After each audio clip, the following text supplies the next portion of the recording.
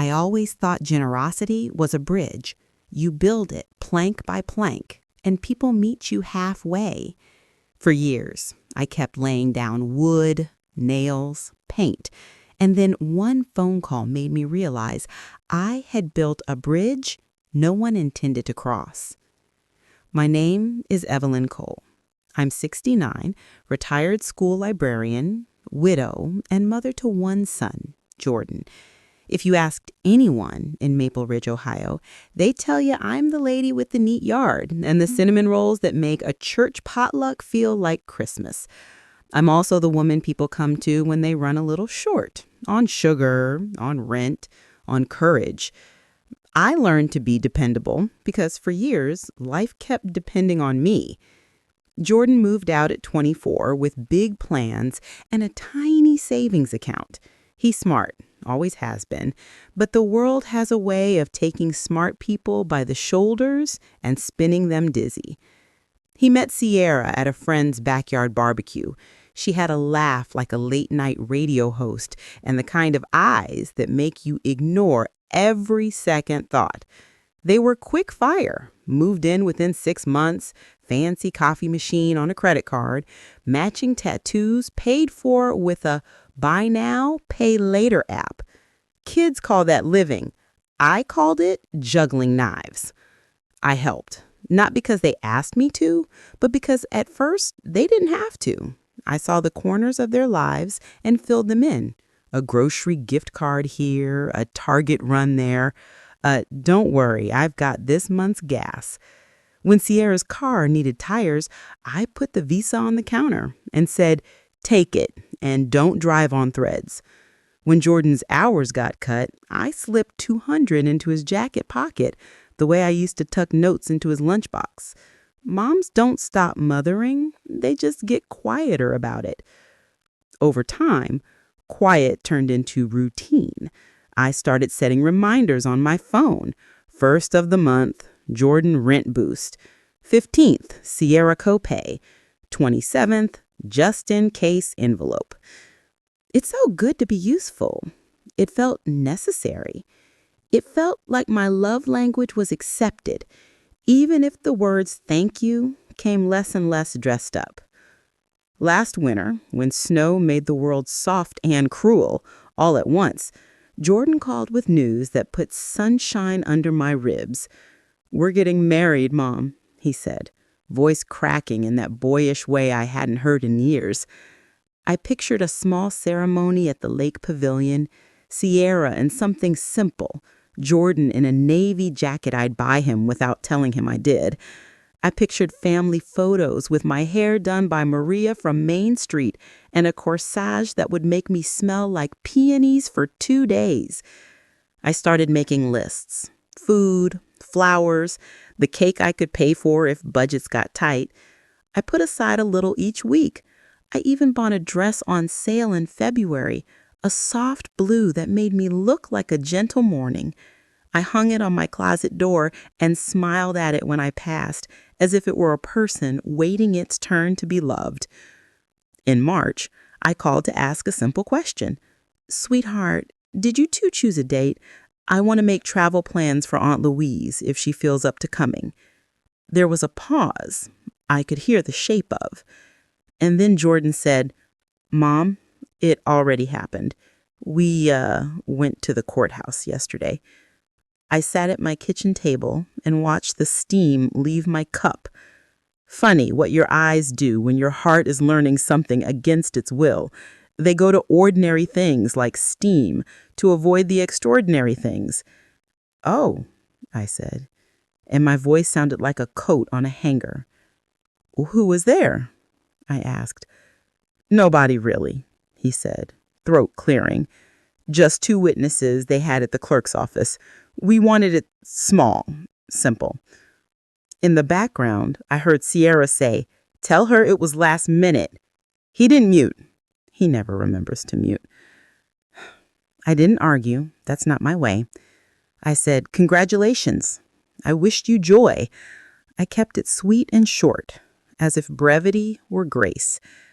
Then I set the phone down and looked at my soft blue dress. People always talk about heartbreak as if it's loud. Mine arrived like a librarian, finger to lips. That evening, a cousin who overshares posted a story with confetti and cupcakes and Sierra in a white jumpsuit at a rooftop restaurant in Columbus. Her parents were there, her sister too, with a champagne flute and a just married napkin. Not nobody, not simple, selected. 2 days later, Sierra texted me a string of sunshine emojis and a, "Hey, hope you're well. Could you help with the deposit on the new place? We're upgrading because the old building has mold and my allergies are wrecked." I just put a lasagna in the oven, a habit I have when life gets complicated. My hands smelled of basil. I stared at the screen until my eyes stopped pretending it was blurry. For the first time in a long time, I typed slow. "I love you both. I'm pausing financial help for now. I need time."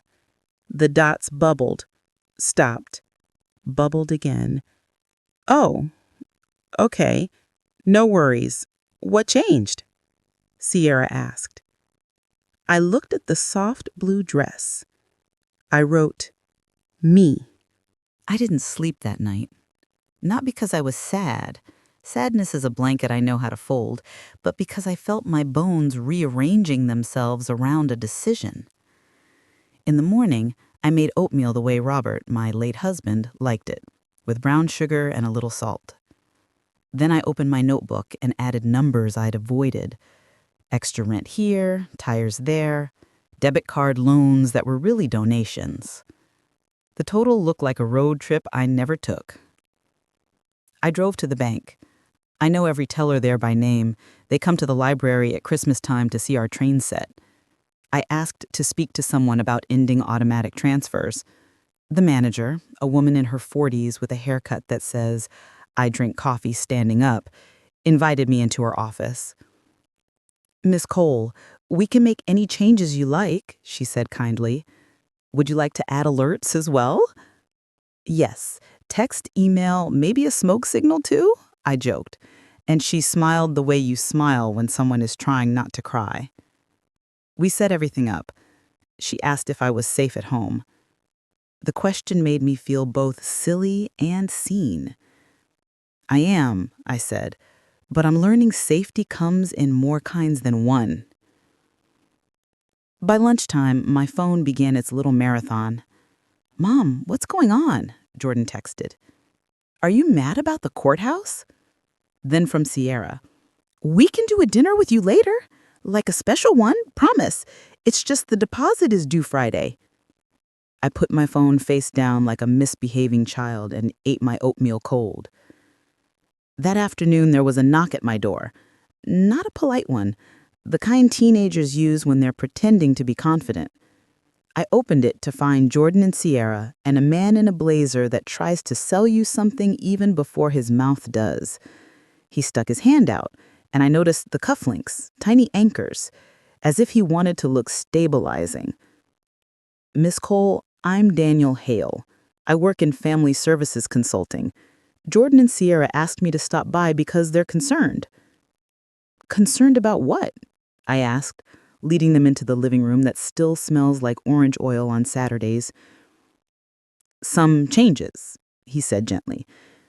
"Jordan says you suddenly cut off help, changed your banking, and installed a doorbell camera. Big swings like that can signal stress, especially for seniors." "You can sit," I said, "but don't assume I will." I remained standing. Jordan looked at the floor the way he used to when he broke a vase and blamed the dog. Sierra sat gracefully, then crossed her legs like a commercial. "Mom, we just want to make sure you're okay. We know the wedding thing upset you. It was chaotic. We had to sign the lease that day, the courthouse was open, her parents were already in town. It spiraled." "Things don't spiral up to rooftops with catering," I said quietly. "They climbed there." Sierra's smile tightened. "With respect, Miss Cole, it was our day. We had to do what felt right for us. But this money thing, It's out of character for you. We thought maybe someone was advising you, influencing you. Someone is, I said. Me. Mr. Hale cleared his throat. Sometimes it helps to put temporary safeguards in place. For example, a limited financial power of attorney so Jordan can help manage bills if needed. It's common, dignified, and prevents mistakes. I thought of every check I'd balanced since I was 22, and we had more month than paycheck. I thought of how when Robert got sick, I learned to read insurance forms like they were in a foreign language I could teach. I thought of the notebook on my counter with neat columns and hard truths. No, I said. I'm capable. And I'm done. Done helping? Sierra asked, eyebrows flying up, voice flipping that coin between offended and sweet. I'm done confusing love with financing. They left with faces that said, "We will regroup and return." As the door clicked shut, my neighbor, Grace Walters, widowed, quick-witted, and the unofficial watch of our street, peeked from her porch. She wandered over with a container. "Brought you some chili," she said, which is Ohio for, "I heard everything and I'm on your side." We ate at my kitchen table in the late sunlight, two women who know what people say about empty nests and what they don't. When she left, my house felt full again. The week after, I did practical things that felt like prayers. I changed my locks. I put a sticky note on my computer that said, "I can be kind and say no." I signed up for the watercolor class the community center keeps begging me to teach. I drove past the lake and realized I hadn't sat on a bench there since Robert died. I parked. I sat. I watched a teenage boy teach his grandfather how to use a smartphone camera, both of them laughing like it was the first joke in the world.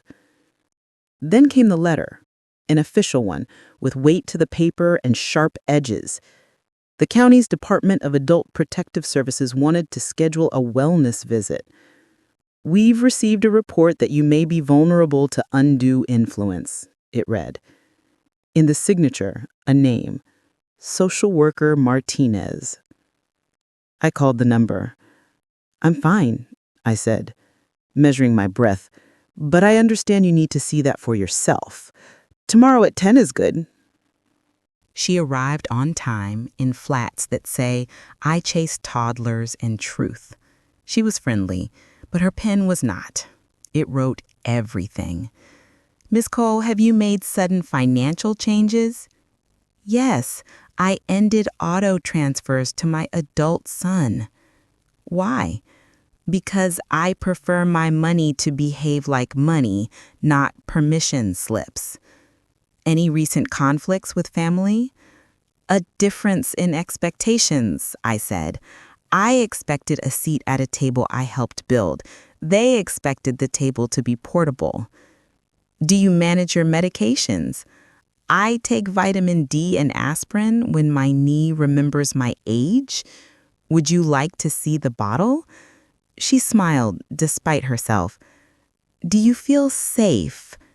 "In my house? Yes. In my boundaries? Learning." We walked through the house. She saw the smoke detectors, the stacked pantry, the photos. Robert in his army uniform, Jordan in a cap and gown, me with a book cart and a Santa hat the year the school put me in charge of the December reading marathon. At the door, she said, "I'll close this, Miss Cole." Her pen finally rested. "If you ever do feel pressured, call me." "I will," I said, and meant it. The next few weeks were a collage.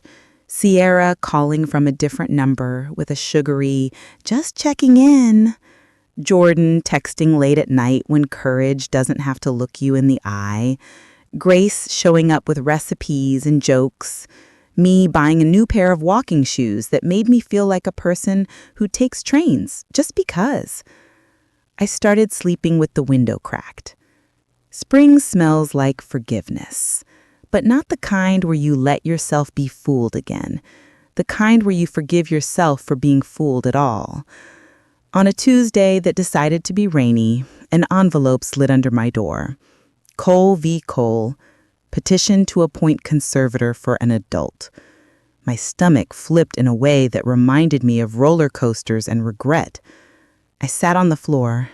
The petunias in my mind wilted. Then I stood up like a woman whose back knows practice. I hired an attorney, Priya Patel, recommended by a friend from church who advocates for seniors. In her office, a tidy room with plants that look like they pay rent, she listened without interruptions and without pity. She said, "They'll argue you're making erratic choices under undue influence. We'll show you've made a rational boundary after years of subsidizing two capable adults." She scheduled an independent evaluation with a geriatric psychologist. She told me to gather documentation, bank statements, my notebook, any text that a stranger could read and still see what's happening. And, Miss Cole, I know this part is hard. Minimize direct contact. Let me be the messenger. Boundaries aren't walls, but during litigation, they have to be doors you lock. The evaluation was thorough. The doctor, a man with kind hands and a penchant for analog clocks, asked me to do arithmetic and draw a cube and explain what I'd do if I found a stamped letter on a sidewalk. "Mail it," I said, with a note wishing the recipient good news. He chuckled and wrote something positive. I told him why I changed my financial habits. I was teaching them to treat me like a resource, not a person. I don't blame them for learning a lesson I taught too well, but the class is over. Court is a cold room where the truth has to wear a coat. Their lawyer, slick in a navy suit, spoke smooth. "We're here because Ms. Cole has in recent months displayed abrupt changes including isolation, financial unpredictability, and hostility toward her family.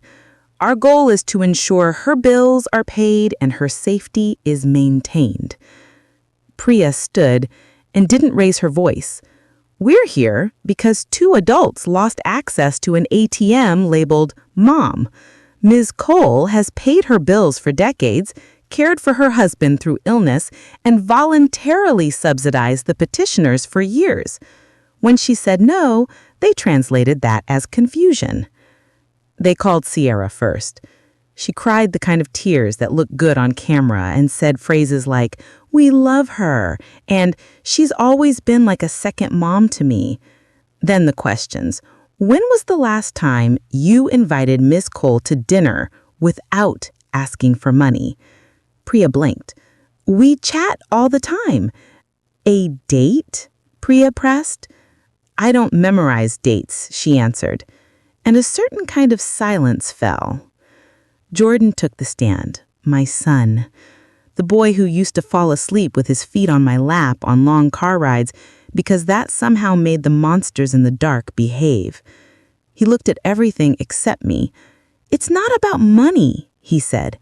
"It's about how different she is. She put cameras up. She changed locks. She keeps new friends now."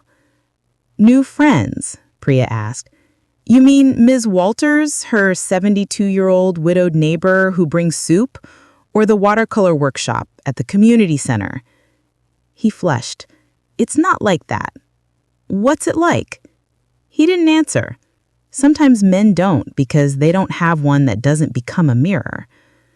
We called the social worker, Ms. Martinez, who testified that my home was orderly, my mind sharp, my medications minimal, my humor intact.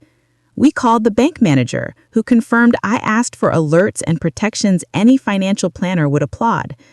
The psychologist presented the evaluation. Ms. Cole demonstrates capacity and insight. Her boundary setting aligns with self-protection, not impairment. Grace testified last, small and fierce. "She's more herself now than last year. Turns out, being used will wear a person down. Saying no shines them up." Finally, I took the stand. Priya asked me to tell the story in my own words. I kept it plain. I gave because I could. When giving became the requirement for access to my own family, I stopped. I am not confused. I am not alone. And I am not for sale. Their lawyer tried for a trap. Miss Cole, do you regret not being at your son's wedding? Yes, I said, and a hush fell because truth, even small ones, is heavier than performance. I regret believing that paying for everything meant I'd be invited to everything, but I do not regret learning what the price of admission really was. The judge took a recess that felt like a winter afternoon.